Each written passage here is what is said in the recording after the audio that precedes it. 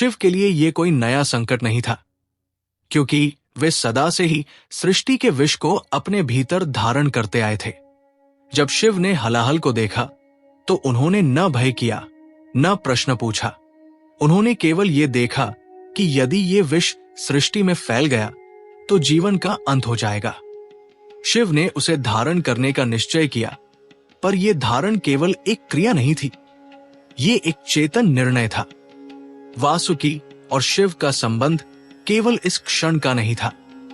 वासुकी पहले से ही शिव के गले में वास करते थे, एक आभूषण के रूप में, एक संकेत के रूप में कि शिव विष से नहीं डरते बल्कि उसे संतुलित करते हैं।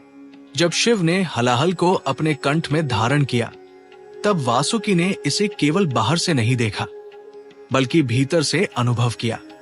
उन्हें लगा जैसे उनका अपना विष अब शिव के कंठ में स्थिर हो गया हो। यह क्षण वासुकी के लिए आत्मबलिदान का शिखर था, क्योंकि उन्होंने समझ लिया कि उनकी पीड़ा व्यर्थ नहीं गई। उनका शरीर रस्सी बना, उनका श्वास विष बना, और अब वही विष शिव के कंठ में स्थिर होकर सृष्टि को बचा रहा था। शिव ने हलाहल को कंठ में रोक लिया, उसे नीचे नहीं जाने दिया, क्योंकि यदि वो विष उनके भीतर उतरता तो सृष्टि का संतुलन स्वयं शिव के अस्तित्व में विलीन हो जाता। ये धारण केवल शारीरिक नहीं था, ये चेतना का धारण था। शिव का कंठ नीला हो गया और वे नीलकंठ कहलाए। उस क्षण शिव केवल एक देव नहीं रहे, वे सृष्टि के विष के रक्षक बन गए। वासुकी ने ये दृश्य देखा और उनके भीतर एक मौन संतोष उत्पन्न हुआ। उन्होंने समझ लिया कि उनका बलिदान पूर्ण हुआ है। यदि शिव ने विष को धारण किया है तो इसका अर्थ है कि सृष्टि अभी जीवित रहेगी और नागवंश को भी पूर्ण विनाश से मुक्ति मिलेगी। वासुकी का आत्मबलिदान केवल उनके शरीर तक सीमित नहीं था। उन्होंने अपने स्वाभिमान, अपने राजा होने की पहचान और अपने अधिकारों को भी उसी मंथन में छोड़ दिया था। वे जानते थे कि इतिहास में लोग देवों के अमृत को याद रखेंगे, लक्ष्मी के उदय को याद रखेंगे, पर शायद ही कोई उस नाग को स्मरण करे जिसने स्वयं को रस्सी बना दिया। पर वासुकी को इससे कोई पीड़ा नहीं थी, क्योंकि उनका उद्देश्य स्मरण नहीं, संतुलन था। यही आत्मबलिदान की परिभाषा है। जब कोई अपने नाम, अपने यश और अपने अधिकार को त्याग कर केवल कर्तव्य को धारण करता है। शिव और वासुकी के बीच इस क्षण एक अदृश्य संवाद हुआ। शिव ने वासुकी को केवल आभूषण नहीं बल्कि सहचर के रूप में स्वीकार किया। वासुकी के लिए यह सबसे बड़ा सम्मान था, क्योंकि उन्होंने जाना कि उनका त्याग सृष्टि की चेतना में अंकित हो चुका है, भले ही मानव स्मृति में वो गौण रहे। शिव के कंठ में स्थिर विष और उनके गले में लिपटा वासुकी, ये दृश्य केवल एक पौराणिक कथा नहीं बल्कि ये संदेश है कि जो विष को धारण करता है वही जीवन को बचाता है, और जो त्याग करता है वही वास्तव में महान होता है। इस घटना के बाद समुद्र मंथन आगे बढ़ा, पर वासुकी अब पहले जैसे नहीं रहे। उनका शरीर थका हुआ था, उनकी ऊर्जा क्षीण थी, पर उनकी चेतना अत्यंत शांत थी। उन्होंने अपने जीवन का सबसे बड़ा कर्तव्य पूरा कर दिया था। उनका आत्मबलिदान किसी एक क्षण का नहीं था, बल्कि एक दीर्घ यात्रा का परिणाम था, जो उनके जन्म से ही प्रारंभ हो चुकी थी। हलाहल विष, शिव का नीलकंठ बनना और वासुकी का मौन त्याग, ये तीनों मिलकर सृष्टि के उस गूढ़ सत्य को प्रकट करते हैं कि विनाश को रोकने के लिए किसी न किसी को स्वयं जलना ही पड़ता है। वासुकी के लिए ये अध्याय यही समाप्त नहीं होता, क्योंकि उनके त्याग के बाद भी उन्हें वो सम्मान नहीं मिला जिसके वे अधिकारी थे। मंथन से अमृत निकला, देवों ने उसे पाने के लिए छल किया, असुर ठगे गए और नागों को एक बार फिर भुला दिया गया। पर वासुकी के भीतर अब कोई शिकायत नहीं थी। उन्होंने समझ लिया था कि आत्मबलिदान का फल तुरंत नहीं मिलता, वो समय की धारा में धीरे धीरे चेतना बनकर प्रवाहित होता है। यही इस कथा का सार है कि हलाहल केवल विष नहीं था, वो परीक्षा थी।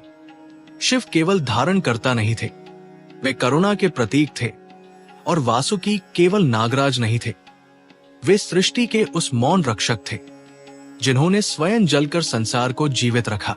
मंथन के बाद अपमान, त्याग और नागों की पीड़ा। समुद्र मंथन समाप्त हुआ, अमृत प्रकट हो गया, देवताओं ने विजय का उत्सव मना लिया और असुर छल से वंचित कर दिए गए। पर इस समस्त घटनाक्रम के बाद जो सबसे अधिक मौन था, वही सबसे अधिक घायल था। वासुकी और समूचा नागवंश उस मंथन के बाद एक ऐसी शून्यता में खड़े थे जहां न तो उन्हें विजयी कहा गया, न पराजित, न सम्मानित, न स्मरण किया गया। मंथन से निकले रत्नों, ऐश्वर्यों और अमृत की चर्चा चारों ओर फैल गई, पर जिस जीवित अस्तित्व ने इस प्रक्रिया को संभव बनाया, उसका नाम धीरे धीरे मौन में धकेल दिया गया। यही वो क्षण था जब वासुकी ने पहली बार ये अनुभव किया कि त्याग का सबसे कठिन पक्ष पीड़ा नहीं, बल्कि उपेक्षा होती है। वे जानते थे कि सृष्टि का स्वभाव ऐसा ही है, जो दिखता है वही पूजा जाता है और जो धारण करता है वही भूल जाता है। देवताओं ने अपने अमरत्व को धर्म की विजय कहा, पर उस धर्म के मार्ग में पड़े नागों के घावों को देखने की आवश्यकता किसी ने नहीं समझी। वासुकी का शरीर समुद्र मंथन के बाद थक चुका था। उनके शल्क क्षतविक्षत थे, उनकी ऊर्जा बिखर चुकी थी, पर उससे भी गहरा घाव उनके मन में था। वे नागराज थे जिन्होंने अपने वंश को बलिदान के लिए तैयार किया था, पर मंथन के बाद वही वंश संदेह और भय की दृष्टि से देखा जाने लगा। देवताओं के लिए नाग अब केवल स्मृति का विषय थे और असुरों के लिए वे उस छल की याद बन गए जिसमें वे स्वयं हार गए थे। नागों को न देवों का स्नेह मिला, न असुरों का सम्मान। वे दोनों लोकों के बीच एक बार फिर अकेले खड़े रह गए। वासुकी ने यह सब देखा और भीतर से स्वीकार किया कि यही उनके कर्तव्य की वास्तविक परीक्षा है।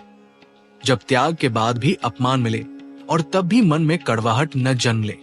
नागलोक में लौटने पर वासुकी ने देखा कि उनके अपने ही वंश में पीड़ा और असंतोष फैल चुका है।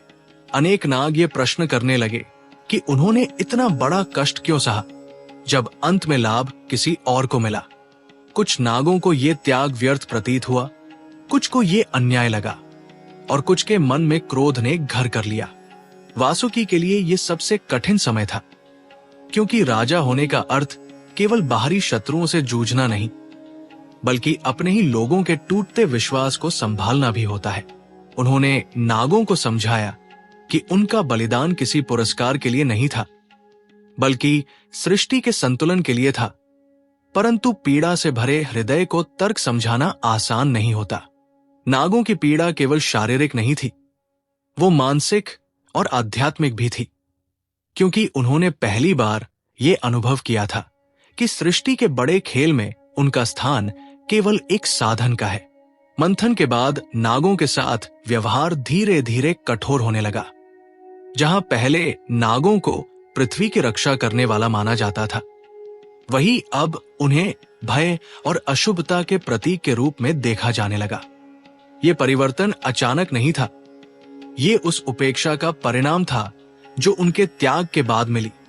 वासुकी ने देखा कि कैसे कथा कहने वाले मंथन की कहानी में देवों की चतुराई और असुरों की मूर्खता का वर्णन करते हैं, पर नागों का उल्लेख केवल एक साधारण रस्सी के रूप में करते हैं। ये वासुकी के लिए अपमानजनक नहीं, बल्कि दुखद था, क्योंकि वे जानते थे कि जब किसी को साधन बना दिया जाता है, तब उसकी चेतना को नकार दिया जाता है। यही वो बिंदु था जहां नागों की पीड़ा ने एक नए रूप में जन्म लिया। पहले वे शरीर से बंधे थे, अब स्मृति से बंधे जा रहे थे। वासुकी ने इस अपमान को प्रतिशोध में बदलने का मार्ग नहीं चुना। वे जानते थे कि यदि नाग क्रोध के मार्ग पर चले तो उनका श्राप पूर्ण रूप से सक्रिय हो जाएगा और उनका विनाश निश्चित हो जाएगा। उन्होंने त्याग को ही अपना शस्त्र बनाया और मौन को ही अपना उत्तर। ये मौन कमजोरी नहीं था, बल्कि एक गहरी साधना थी। वासुकी ने नागों को यह सिखाने का प्रयास किया